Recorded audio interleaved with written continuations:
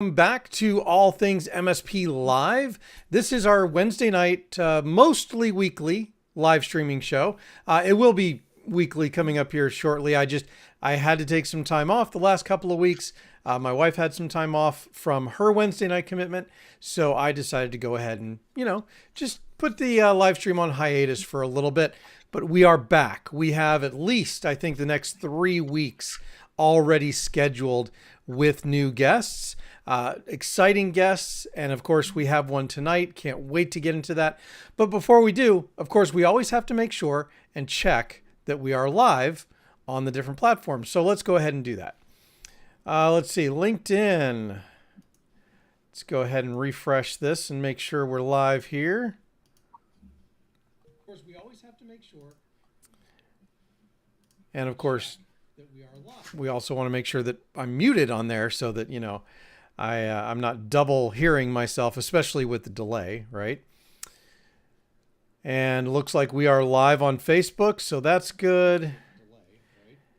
And we are live on YouTube as well. So I tell you, this is getting easier and easier all the time. If you guys ever want to learn how to do live streaming, because of course, it can be interesting for your business as well as an MSP, or if you're a vendor. If you need some advice on how I do these live streams, it's actually fairly simple.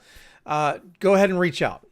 I'd love to share what I've learned by doing this for, doing it regularly, probably for about a year. I've actually been live streaming it was pre-pandemic when I started dabbling in this stuff. So it's been quite a while. But anyway, all of that aside, a lot of great stuff to talk about tonight. Hopefully you guys had a great 4th of July. I know I did. We actually left. We went to Atlanta for the weekend. I lucked out and picked a great hotel with a rooftop bar. Now, I knew it had a rooftop bar. What I didn't know was that the fireworks for the 4th of July were actually not going to be on the 4th. They were on the 1st in Atlanta, in Centennial Park, and this hotel, it's the Glen Hotel in Atlanta, just happened to overlook Centennial Park where the fireworks were. So we went up to the rooftop bar as soon as it opened at like 6:30. We hung out there for like 3 hours before the fireworks started. But it was great. We had a really good time. We got to see the fireworks. Also, if you have not seen the Georgia Aquarium and you like zoos and aquariums and stuff like that, definitely recommend. Atlanta Zoo, however, probably could do a miss on that one and, not be too disappointed. The one thing that came to mind to me when we were going through the zoo, because there were so many exhibits that were empty, was that scene from Jurassic Park where Jeff Goldblum says, you do intend to have dinosaurs on your dinosaur tour, right? I'm sure it's probably just a seasonal thing. The zoo itself is nicely laid out. But anyway, I am stalling because, of course, we still have 1 minute and 27 seconds left here before we start the show. And I don't want to give you too much of a sneak peek into what tonight's show is going to be about. Although everybody knows, who's on tonight because it was posted and all the stuff. Should be an exciting show. A lot of new stuff that he's doing. So looking forward to finding out and catching up with Rich here in just about a minute. If you are here, and let's see, I do know that there are 3 of you here. So just in case you're wondering, yes, I don't know who you are, but I know you're here. Go ahead and put a comment there into the comment window so that we can go ahead and see that you guys are here and what you want to talk about. Let me go ahead and let's see. I want to make sure I've got everything pulled up here, because the one thing I am not seeing is I am not seeing the comments. So give me just a second. Comments and reactions. There we are. And Degley is here. Thank you, Degley, for being here. Of course, if you don't know Degley is a regular here on the show. And actually, Degley, we need to get you on the show. Why haven't we done that yet? We should do that. Anyway, we've gotten to the 000. let's go ahead and start this thing.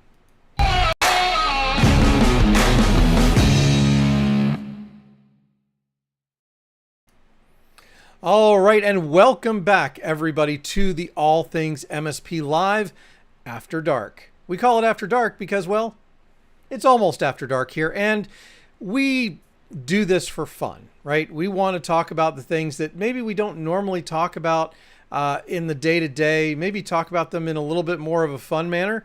It's just a way to have a conversation, get a chat going so that we can discuss the things that affect the world of managed IT service providers.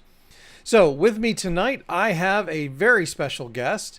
And that very special guest, of course, is Rich Freeman. He is the founder and executive editor of Channelholic, a blog that serves over 30,000 channel partners and vendors.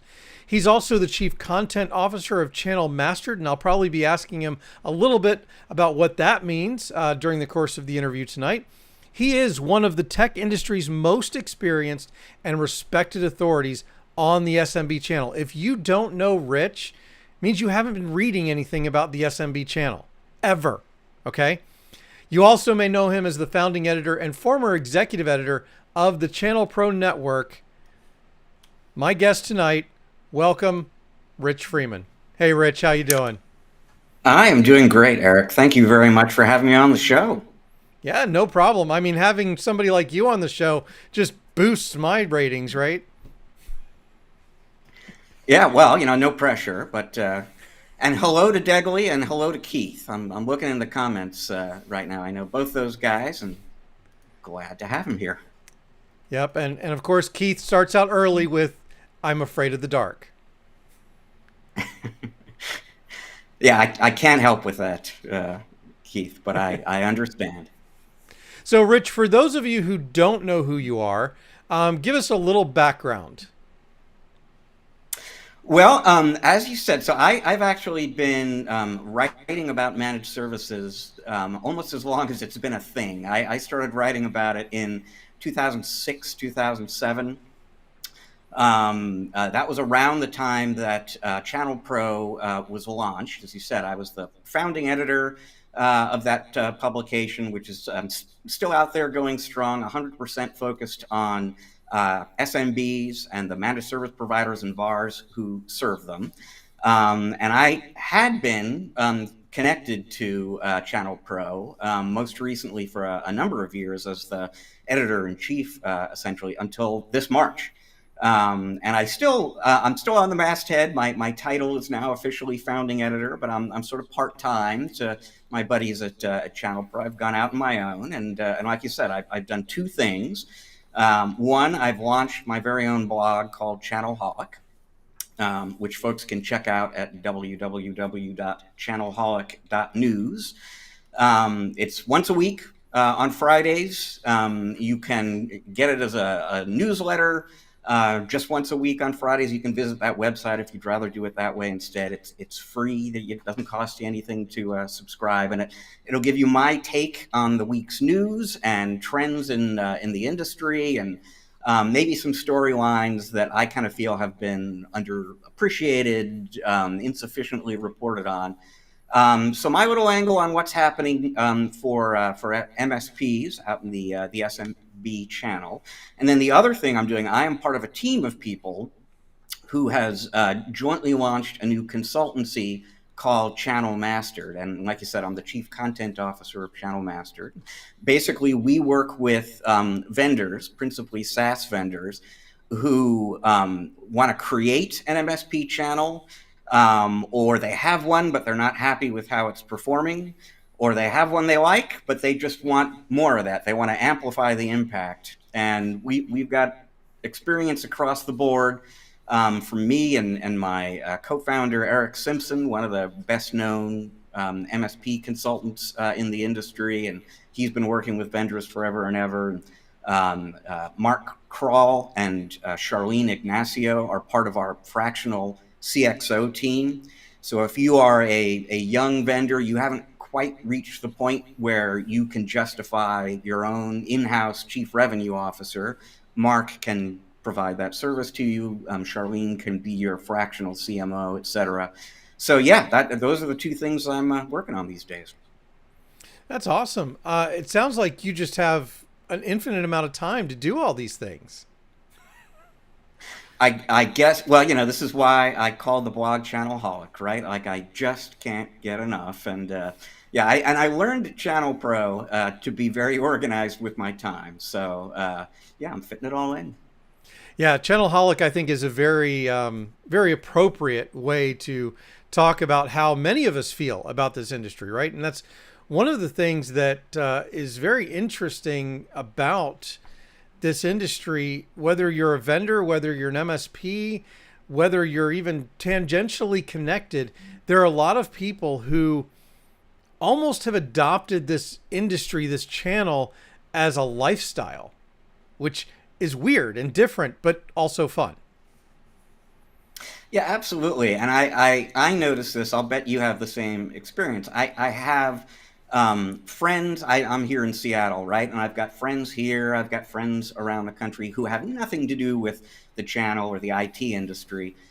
But there are also all of these people who I see on the road very, very regularly at all these different conferences that you and I are both going to. And they're all part of my friends too. I mean, it really does, as you immerse yourself in the channel, it really does become a part of your life, who you know, who you hang out with, how you have fun. Yeah. Keith describes it as the lifestyle of the rich and famous. Well, and Keith, you would know as Well, a that's it. member of that. Capital R. Keith is on a roll. So I know that we came up with a list of topics that we might want to talk about tonight, and I want to make this obviously relevant to the audience.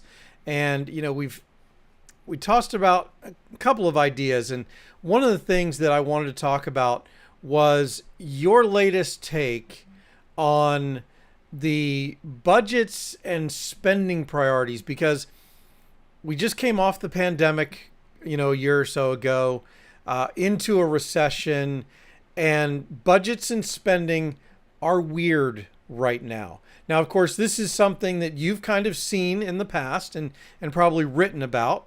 So what is your take right now on what's going on?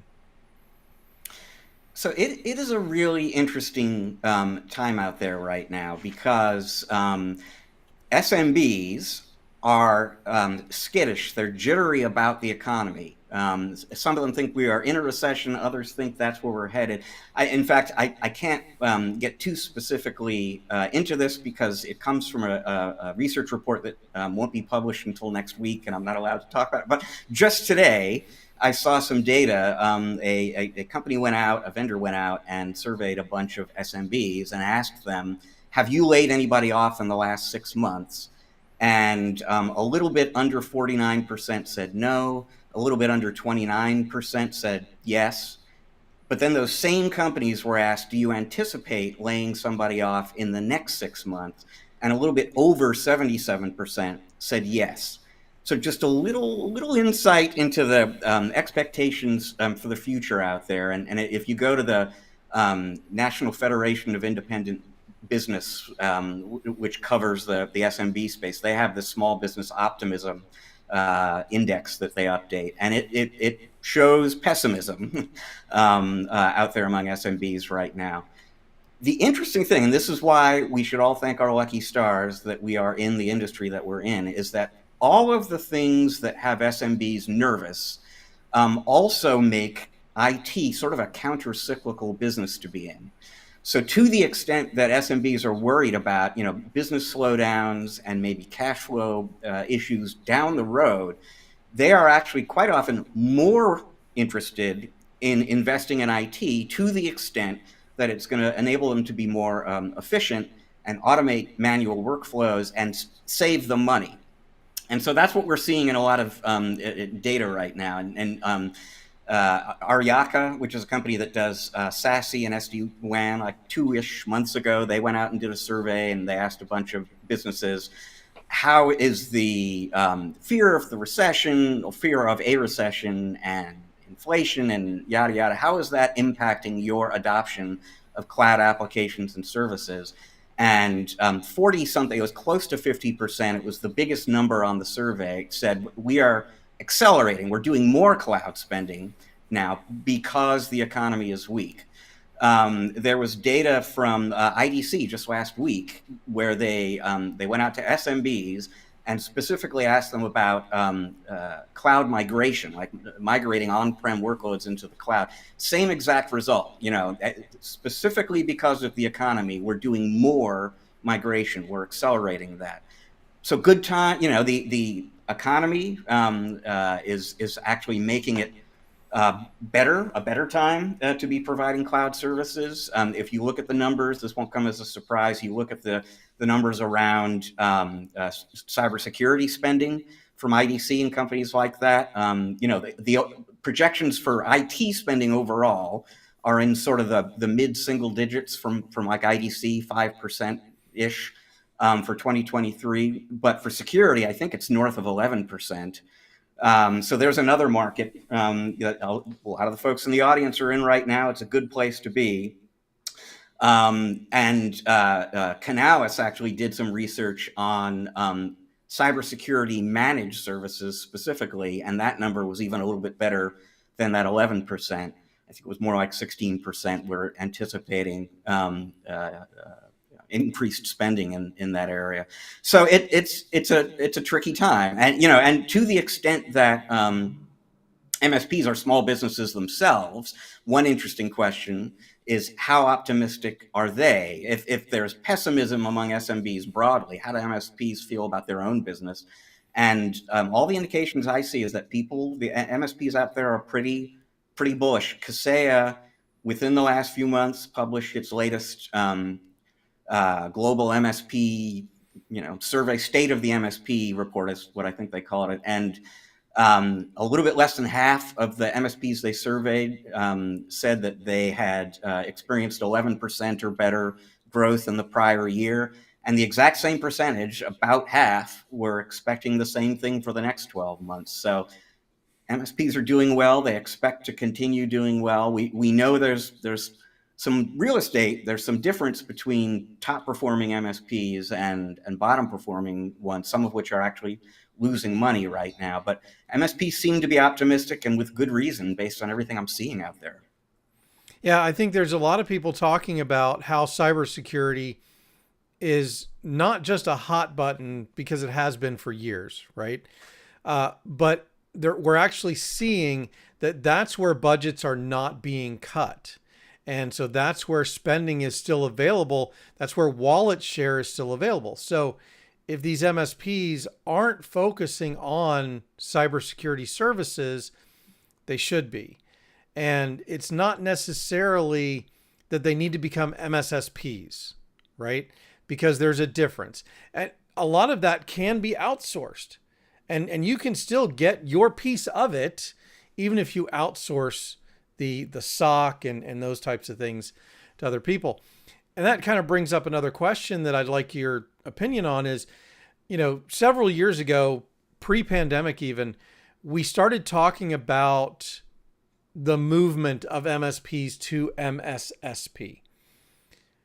How much of that have we actually seen over the last 5 to 7 years? So the answer to that question depends on how you define MSSP, which is still kind of an issue where people have different definitions. And I'll tell you the truth, because I did an about face on this. When I first started writing about managed security services providers, my take on it was, if you're an MSP who has added some specialized security services or expertise, you can legitimately call yourself an MSSP. And in fact, some of the stuff that I initially wrote was like, if you're not doing that, you're going to be at a competitive disadvantage. And the more I've learned about the MSSP market and landscape from security vendors, from the MSSPs themselves, I've adopted a different definition. So my working definition these days is, if you are sufficiently sophisticated and specialized in managed security to have your own SOC and at least one analyst on the staff, you can call yourself an MSSP. But as we all know, it can cost millions of dollars to create that SOC. And the analysts are going for whatever, 300,000. I don't even know what the going wage is on that. So there aren't a ton of companies that can afford that. And that's actually what's fueling the MSSP and by extension MDR economy right now. Is I still do believe that you really want to be deep into managed security if you're an MSP. But unless you're at that level where you can spend millions of dollars on your own in-house capabilities, then partnering with somebody outside the company to some extent is probably going to be a good idea. Yeah, and that's what I see happening a lot with these MSPs for exactly the reason that you talked about. They simply cannot invest in creating that SOC or hiring the talent if they can even find that talent, which is becoming a struggle these days. Yep, yep, absolutely. And that this will not be changing anytime soon. I've been telling friends for years, if you have any influence whatsoever over if you have teenage kids and they listen to you at all, you want to encourage them to go either into cybersecurity or data science, because they will step right into a awesome job, coming out of college, or not even if they don't go to college, that is a great field to get into. Yeah, because there are certificate programs and things like that that they can do to not necessarily go to college and get a 4-year degree. Yeah, CompTIA has been making this argument for years, that to build a very enduring, successful career for yourself in IT does not necessarily require a 4-year college degree. There are certificate programs, there are community college programs. You can go straight into that from high school potentially and do really, really well.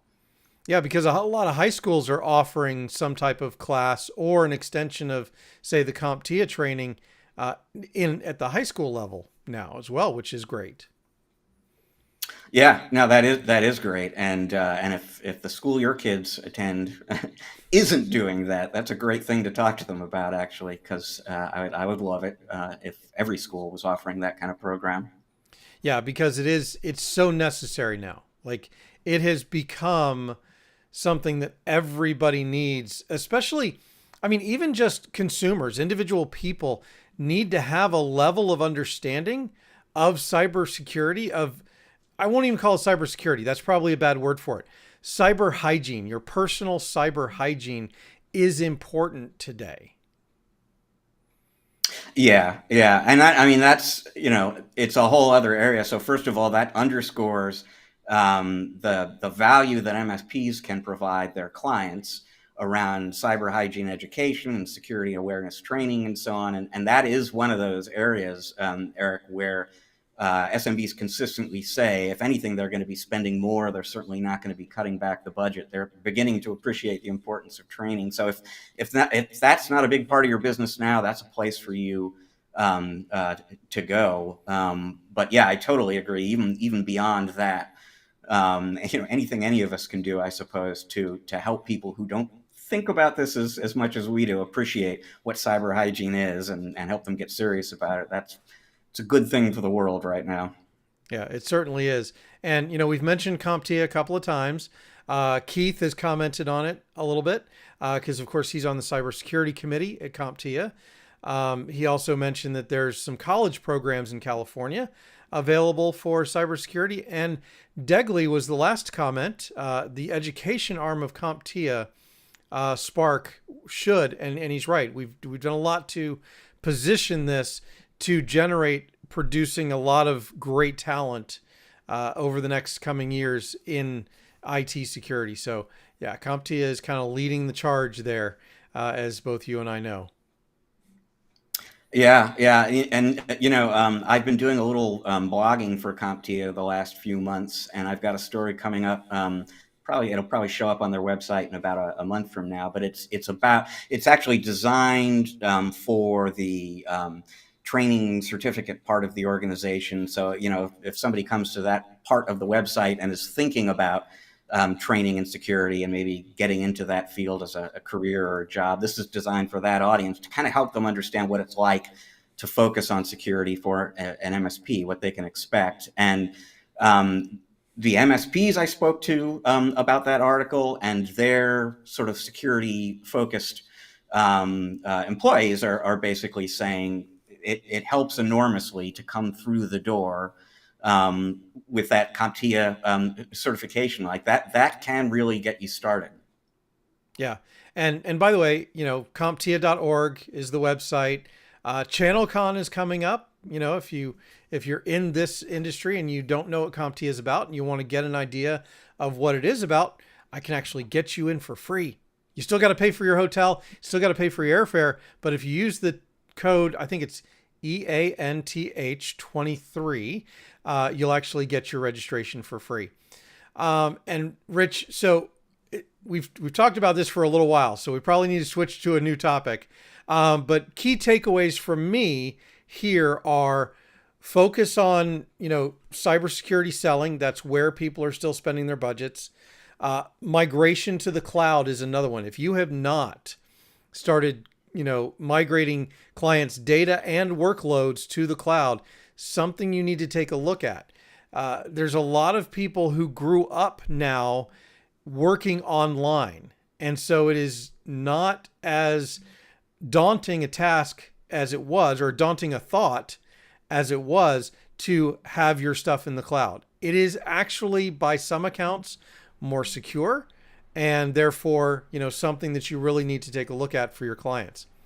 Now, that kind of transitions us, the cybersecurity talk transitions us into something else that we wanted to discuss, and that was cyber insurance. And your kind of comment to me when we were doing our pre-talk was that the worst may be over. And I was like, well, wait till the show to get into that. So tell me a little bit more about what you meant by the worst may be over when it comes to cyber insurance. So let's think about the various dimensions of worstness, right? That the folks in this audience have been dealing with in terms of rates going up by sharp double-digit percentages over and over, quarter over quarter, month over month, continuously.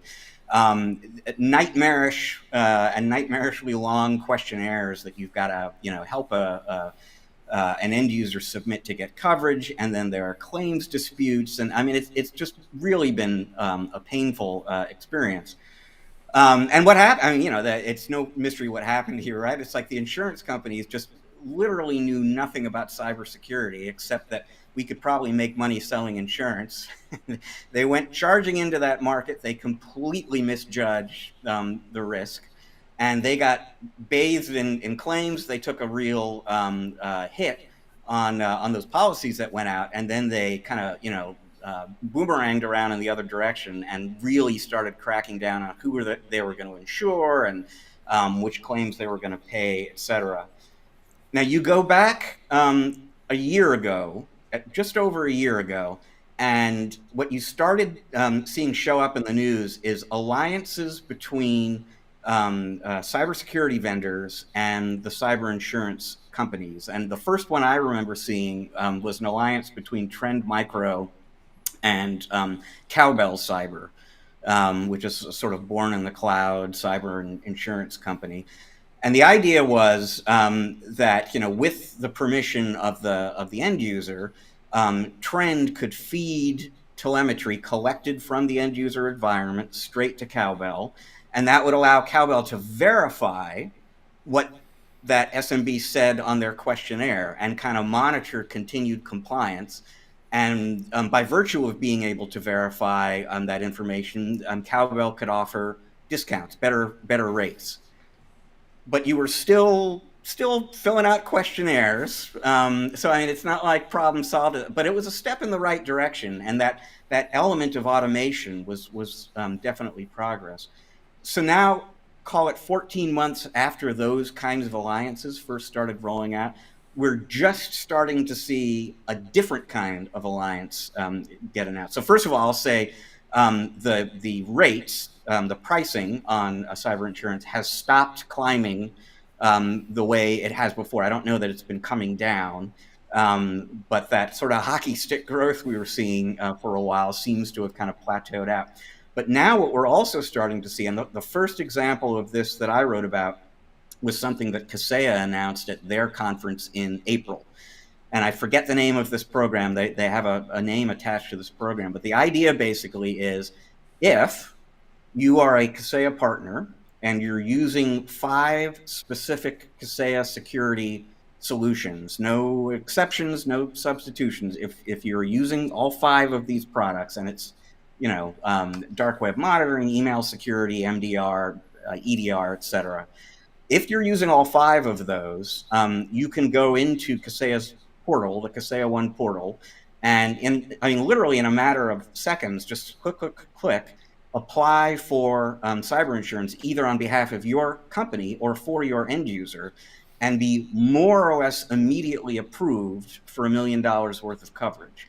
No questionnaire, nothing. You just have to, and you can imagine. I was told by Fred Vacola, Kaseya's CEO, that this took years to negotiate, and he didn't give me a specific number, but he sort of indicated it took like millions of dollars to make this happen.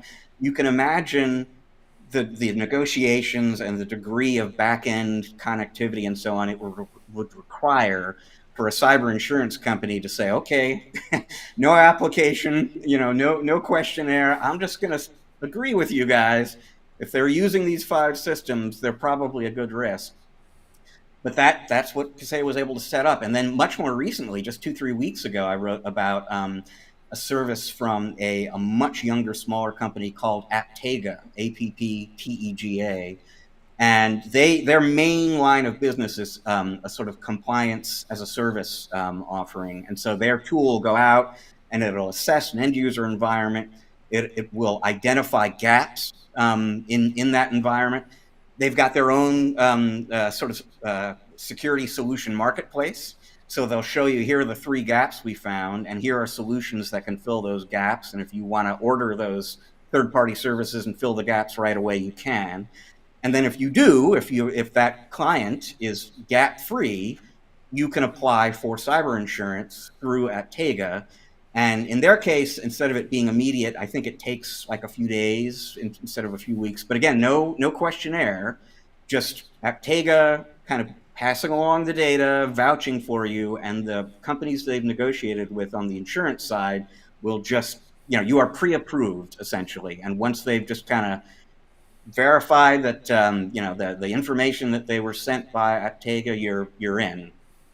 So it's 2 examples of that kind of phenomenon that I'm seeing or have seen so far, but that's good. I mean, it's not hard to imagine a year from now, questionnaires, those awful questionnaires, are kind of a thing of the past, and like we're saying before, that maybe the rates have come down as a result of the fact that you're really seeing all this back-end automation and connectivity between the security companies and the insurance companies. So I'm not promising that the worst is over, but I think it might be. I'm starting to see glimmers of hope.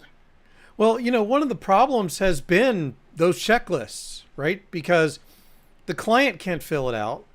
The MSP takes on additional risk by filling it out.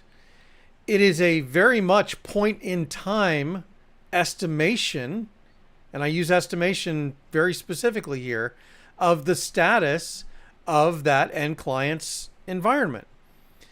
Having automation takes it from an estimation to a known entity. And that's important. So that alleviates what we think is going on versus what we know is going on. And then the second piece of that, the automation is no longer point in time. Just like an RMM tool, it can give you up to the minute compliance information on that environment. And I think that's what is really going to drive the stability of this market.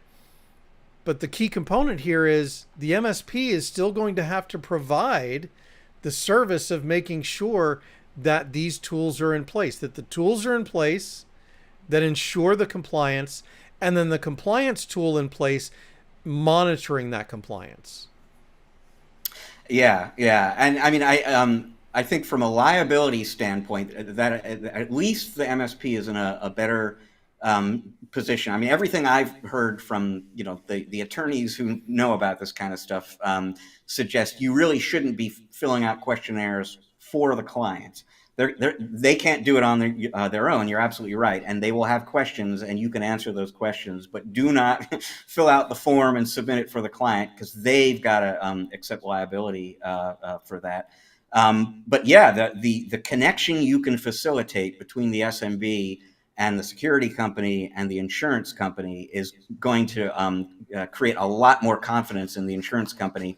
Both, as you said, that they can prove what they have been told about the best practices in place with the SMB, and they know real time if something changes, so that it's not point in time, like you said. And it's funny because I just earlier today I was interviewing somebody from a company called Cork, which has gotten a little media coverage in recent weeks. This is a cyber warranty company as opposed to cyber insurance, and it got some notice because one of its backers and board members, advisors, is Austin McCord of Datto fame, which is a pretty serious vote of confidence. But they on their cyber warranty service, they have a monitoring tool that is watching the end user environment. And if they see something has changed, they will get in touch, not with the end user, but with the MSP, and say, for example, this client has shut off MFA, and you've got 72 hours to fix that, or else we're either going to change the price or cancel the coverage or whatever. But that the ability to know that MFA has been disabled, the ability to act on that, the ability for the MSP to know these things and protect themselves from what the end user may or may not be doing. It's really, and you're going to see that. You're seeing that with the insurance companies, obviously, as well as cyber warranty. It helps a lot. Yeah, and that's an interesting concept of warranty versus insurance. I'm going to have to look into that. Yeah, I will be writing about that in Channelholic a week from Friday. Basically, it's another one of these things. I really hadn't heard of cyber warranty coverage as recently as a few months ago, and then all of a sudden I'm seeing this company called Cork launched, and there's another vendor I occasionally write about called Highwire Networks, and they just introduced a cyber warranty. Its time has come, warranty coverage apparently, and all of a sudden it's starting to pop up. Now, are these something that the MSP would resell to their clients or something that the clients would buy directly? So, in the case of Cork, and this is something that they identify as a differentiator, and I can't sort of confirm nobody else out there is doing this, but I mean, by design, when they were building this brand new company right now, they wanted this to be something that comes from the MSP to the end user, and that gives the MSP the ability to mark that up or not. Just the recommendation is you're going to bundle that into your core offering to the MSP, and so you're going to get whatever endpoint management and this suite of security services and warranty coverage. But you are reselling it, and you have the ability to make some margin on that if you choose to. Okay, and I'm guessing that one of the reasons why they're doing this as a warranty model is to get away from the insurance model where you have to be a licensed insurance agent to benefit monetarily from selling an insurance policy, which is one of those reasons why MSPs have kind of shied away from recommending or providing, because they can't benefit themselves by reselling it because they're obviously not licensed agents. But with a warranty, it sounds like that's not the case. They can actually make money off of it. That's exactly right, and you can make money off of it without kind of pulling a third or a fourth party into this relationship and so on. That you can do the whole thing, just you and the customer. And the other thing Quark kind of highlighted, and this isn't unique to their offering, is just that a lot of cyber insurance policies have a deductible, and that is not the case with a warranty. So I mean, it just as a for example, if there's a a $10,000 deductible on a cyber insurance policy, and some incident does, $8,000 worth of damage, you're not going to get anything out of the cyber insurance company, but the warranty pays off in that situation. All right, and Craig is here. Craig mentions that cyber warranty is a marketing ploy that CrowdStrike tried it several years ago. I don't remember that. But I don't know, Rich, if you have any comments on things like this that may have come out in the past. No, I mean, again, for me, this whole phenomenon is fairly recent. I will absolutely look up what CrowdStrike it did before, because I'm really curious about that, and if there are other companies that were experimenting with this kind of thing earlier as well. But I'm curious, Craig. I mean, what made it a marketing ploy? Like, what did you see that kind of led you to believe sounds good, but really it's just kind of spin? I'm putting words in your mouth, but it's spin more than substance.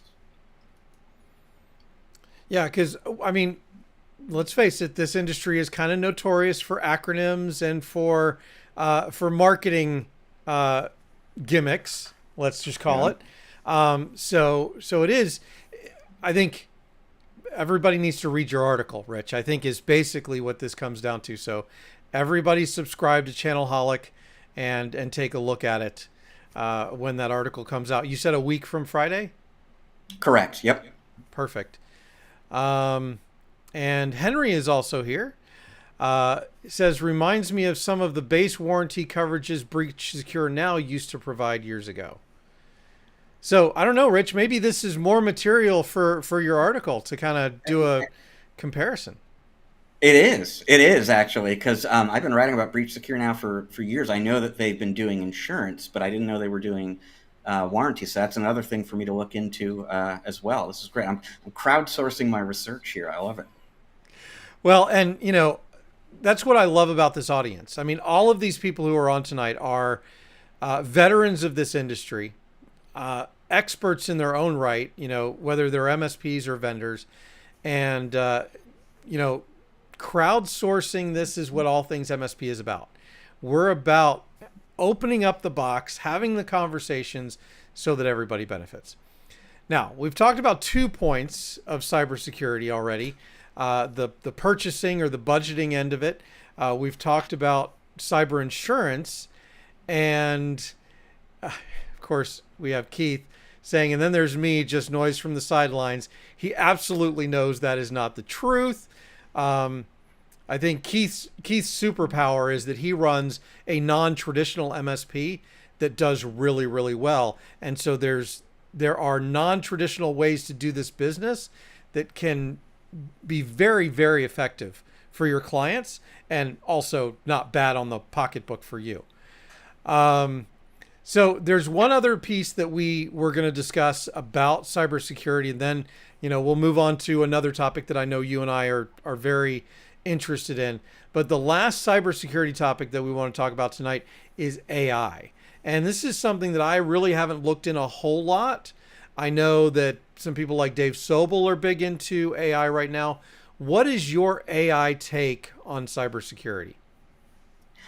And I will say right up front, I haven't drawn definitive conclusions about this, but I've had really interesting experiences about this. So in April, I actually went straight from that CASEA conference to RSA, the RSA conference in San Francisco, which is this enormous cybersecurity conference. And I probably met with 10 vendors while I was briefly there. And I asked all of them. So the people I'm meeting with are mostly not like channel chiefs. They're closer to researchers and that kind of a thing. And so I asked them all, well, how concerned are you about AI as a security risk? And to be totally honest, I just assumed, I took it as a given that they were all concerned, and that, in fact, I was halfway looking forward, because this is why I love going to security conferences, is because I will hear all of these stories and theories and, about what could be coming next, and I kind of geek out on that. I was kind of half looking forward to getting these really expert kind of predictions about what could go wrong around AI and security. And it's the exact opposite of what I got pretty much across the board. I spoke, this off the top of my head, I remember talking about this with Sophos and Cisco and a few other companies. And the gist of what they said is, what we're talking about here is generative AI. Generative AI doesn't really produce original content.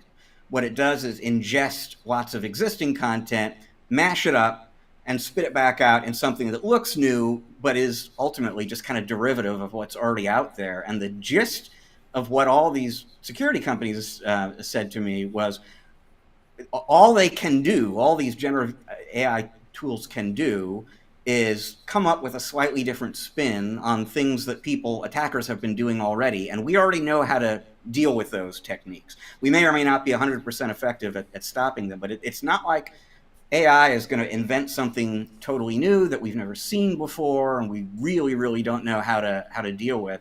It's just going to get better, maybe marginally better at some of the things we've seen before and already know how to block. And it's going to help us too. It's going to help the attackers maybe move faster, but it's going to help the security analysts diagnose and respond to issues faster as well. So I didn't run into the concern that I was expecting to run into. But since then, since April, the more I read about this, the more concerned I get, around the security risk in terms of things like data leakage. We've all seen stories about, people using ChatGPT to write emails and memos and so on, and putting confidential information in there, not kind of thinking about, does this get ingested, by OpenAI, and what are the implications of that? Maybe all a generative AI tool is doing is generating phishing emails, and sure, we've been seeing and responding to phishing emails forever. But if they can, generate much more customized phishing emails much more easily, if they can imitate your voice, and I'm thinking of your written voice, but make that email sound much more like you than it would otherwise. Even if something as simple as if they don't imitate your voice, but they just write a really clean sort of phishing email, because one of the ways these tools spot phishing attacks sometimes is grammatical mistakes and type and stuff that kind of signals this probably didn't come from somebody in the country, somebody native to the country of the person receiving it, and so on. So even if it's a familiar technique, phishing, but the generative AI tools are a lot better at it, that strikes me as a little disturbing. And we haven't even gotten into deep fakes, phony audio, phony video, which I've played around with already, and it's pretty close to being ready to go. And so I don't know.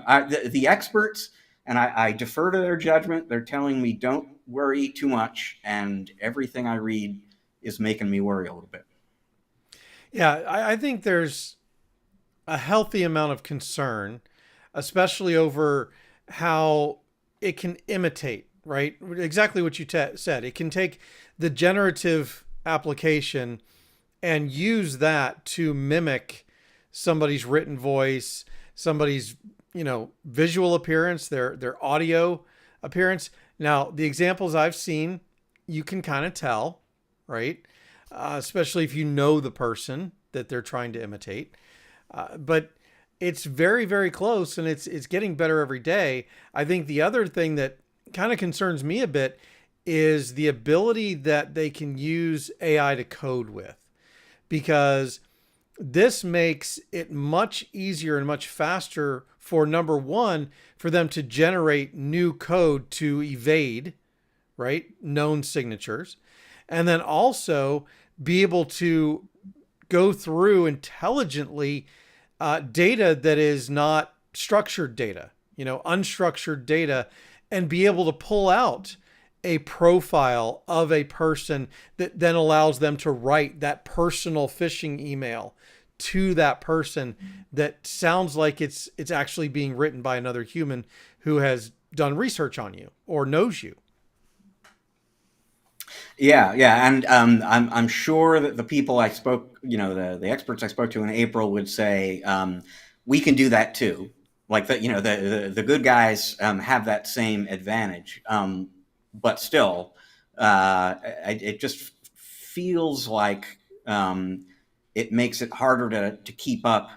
Even if you can assess the threat faster and respond faster in terms of patches or whatever. It just feels, from my non-expert point of view in the cheap seats, like it just gets harder to keep up with the threat landscape in 0 days and so on and so forth. If uh, yeah, these attackers can generate code on an automated basis and just keep kind of updating it, switching it, doing an end around the latest defense and so on. It could be you can imagine a very, very high speed tit for tat kind of competition going on between attackers and the security companies fueled by AI. Yep, because I mean, obviously, the cybersecurity vendors are going to start leveraging AI as well into their tools to try and fight this, combat this as well. Yep, absolutely. All right, so I think that's good for cybersecurity. We managed to fill 45 minutes with Wow. cybersecurity. So let's switch to actually, Henry has one last comment. Yeah, and exactly, Henry. It is a force multiplier tool. It's stuff that we could conceivably do on our own, but it's faster and we need less people, less bodies, less skill to actually do it because we can leverage the AI component to do it. And yes, Yeah. agreed. It lowers the barrier to entry, so it allows, just like selling malware and ransomware allowed more and more people to engage in cybercrime, right? This is going to do the same thing. It's going to allow them to leverage that AI without having to learn it, the cybersecurity or anti cybersecurity skills, if you will, the hacking skills to to try and commit those crimes. And it's a really interesting way of kind of describing that, Henry, in that exploits or techniques that these attackers had in mind before, but the ROI involved in actually utilizing them was just prohibitive. And yeah, to the degree that you're making it easier to do all these things, it does. It's another reason to be concerned. Yep, for sure. All right. So another topic that you and I know wanted to get into tonight was customer experience, because we are both firm believers that customer experience uh, is now and is moving forward going to be even more important, a differentiator in managed services businesses. So why don't you open us up and kind of give me your take on what you see as the importance of customer experience? So, and we should probably start by defining customer experience just a little bit because it's not synonymous with customer service. Customer Correct. service is what you're delivering, one thing that you're delivering to the customer. Customer experience is how whatever it is you're doing with or for the customer leaves them feeling about you. And so part of what's kind of driving my increased thinking about customer experience and the importance of customer experience is just that we are seeing a lot of what MSPs do becoming more commoditized. I mean, endpoint management, increasingly cloud management and security management. A lot of other people are doing that. And so what is going to differentiate you from competitors who have a very similar set of services, and what's going to enable you to make that client relationship of yours a sticky one and protect you from competitors who are trying to steal a customer away? And there are two things that I think are really, really important. And one is being more than just a baseline IT service kind of provider. I mean, truly being a strategic IT consultant. Infotech Research Group is one of these analyst companies out there, and earlier this year they published some research in which they found that 44% of the SMBs they surveyed said that they were unhappy with their IT strategy. And so if you're the MSP serving one of those companies, bad news. And if you're not, there's an opportunity, because they're saying we want to have an IT strategy or a better IT strategy. We need help with that. So that's something that MSPs can do to differentiate themselves.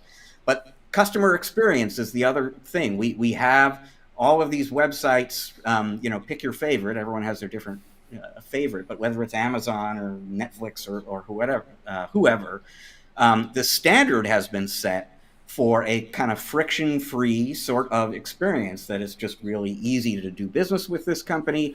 And it's easy when you're getting in, and it's easy when you're buying, and it's easy when you're getting support. And this increasingly is what SMBs expect to get from anyone they're doing business with, including their IT provider. And to the degree that you've got to be good at that, and to the degree that you are better at that than the other companies out there, that is going to differentiate you and kind of help you avoid the commoditization trap. Essentially. So yeah, I think it's really important. Yeah, and I think the key component there, when you set out your definition, it's about how the client feels about doing business with you. It's not the customer success, it's not the customer service, right? Those are two different and kind of more quantifiable things, right? Customer experience is a little more nebulous because it's based on their feeling about you. And this goes, and by the way, this can drive your entire business model, in my opinion, because it starts from the very first second that a prospective client sees your name, your first piece of advertising, your first piece of marketing, whatever it is. How do they feel about you the instant they see that social media post or whatever it is? And then it goes forward into, okay, they've seen you, they kind of like you, they need to investigate you more. So what does your website look like? How do they feel looking at your website or downloading your white papers? Those kinds of things. There's a lot to it. And some of that I'm actually going to be talking about at CompTIA ChannelCon. So that should be a fun session. So if you're there, make sure you come by and see that session. We'll also I'll be breaking that session up and probably covering it on All Things MSP after ChannelCon. So look, something for you guys to look forward to. And so Rich, I'll get you. Craig actually responded to you. So, and it's a really long comment. So I'll let you use that for your research for the article. No, I appreciate that. I just want to make sure I don't lose this because this is interesting. And I might even follow up with you, Craig. So thanks for that. Well, that comment specifically will be on the Facebook thread. So if you just look for the Facebook post for this live stream, and you'll be able to find that comment. If not, I'll get it and I'll copy and paste it for you. And then Degley is coming in and talking about one of the things that we do is give our clients more of a personal service, kind of that boutique MSP. And that has a lot to do with it, right? Because if you're offering that personal service, you are tailoring your services to the client base. Now, some people, and give me your thoughts on this, Rich. Some people do this by choosing a vertical to be in. Some of them choose it by not having standardized packages and designing packages for each specific client to fit their needs, which kind of goes counter to a lot of the MSP stuff over the last 10 years that have told us to standardize. And that's not exactly the right way to go when we're talking about customer experience.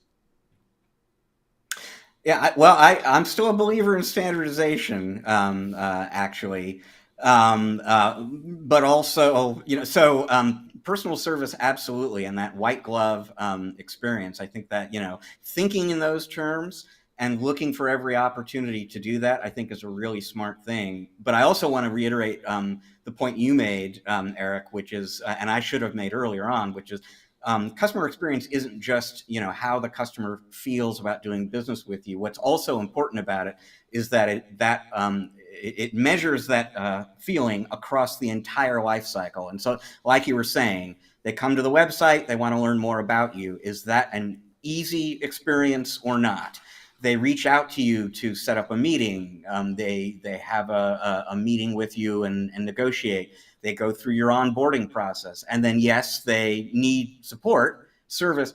Renewal time comes up. Every kind of interaction that you have with that client needs to be as good an experience as you can make it for that customer, in order for customer experience to be that thing that's setting you apart.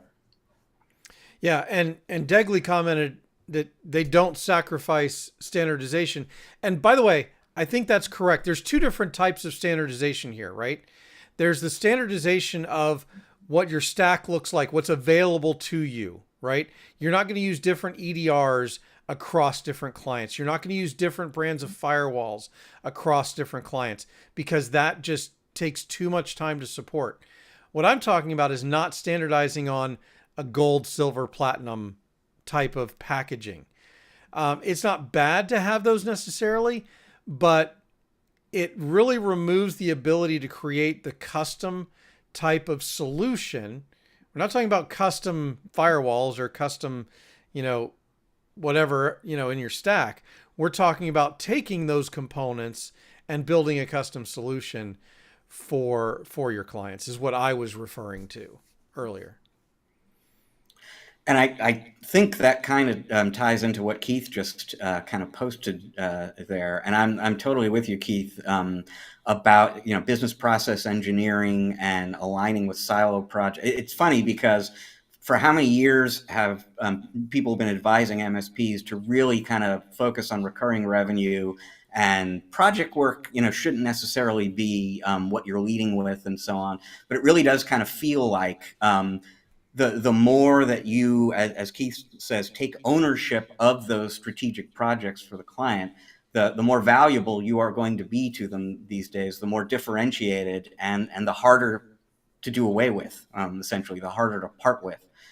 So that too, I think, really is a key part of avoiding commoditization. Awesome. And commoditization is something that we could talk about for a long time, but we only have 2 minutes left. And I promised Rich that we would be done at the top of the hour. So Rich, any last words on the topics that we've talked about tonight? Oh gosh. Well, I guess last words would just be, if you disagree with anything that I said and haven't spoken up, and or just want to share your thoughts, I am Rich at Channelholic.com.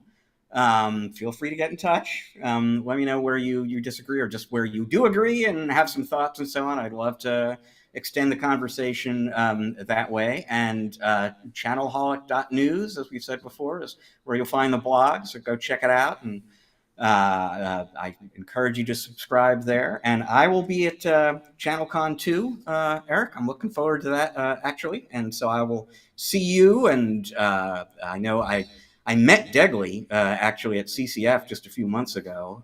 So I hope to see a lot of these folks there too. Yeah, and maybe we could even do something live and in person while we're there. That could be fun. I'd love it. Yeah, absolutely. Let's find a time. All right, maybe we could, because we did miss a topic tonight. We did have more to talk about. We were going to talk about, and this goes to the commoditization piece, is what about these big, large MSPs, retail type MSPs that are coming in? But we're not going to talk about that tonight. We're going to save that for another time, maybe at ChannelCon. So be at ChannelCon. All right, Rich, thank you very much. I will put you off to the green room for just a minute and wrap this thing up. Hey, everybody. Thanks again for joining us for an All Things MSP After Dark. We just love doing these. And of course, Rich is a great guest. He's got his finger on the pulse of what's going on. So hopefully a lot of this content was helpful to you tonight. If you missed any of it, you can go back and watch the recordings. Don't forget that we are on YouTube. So make sure that you do the like, subscribe, ring that bell, do all the things. Go find us on YouTube. That's where you can find all of this content archived, including the video versions of the podcast as well. So again, thank you very much for joining us. If you want to go to CompTIA ChannelCon, make sure you use that code EANTH23 to join us at ChannelCon. You get your registration for free that way. And, we would love to see you there, love to reach out. Degley, I want to thank you for being here tonight. We will definitely get you on the show. I want to talk about that conversation in a little more detail about standardization and customer experience and how you get those things to live together. So look for an email, Degley. It'll be in your inbox soon. And everybody else, from Keith to, I think Marvin was on tonight. That was the Hala I saw earlier.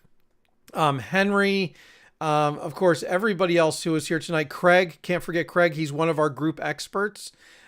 Just everybody, thanks so much for being here.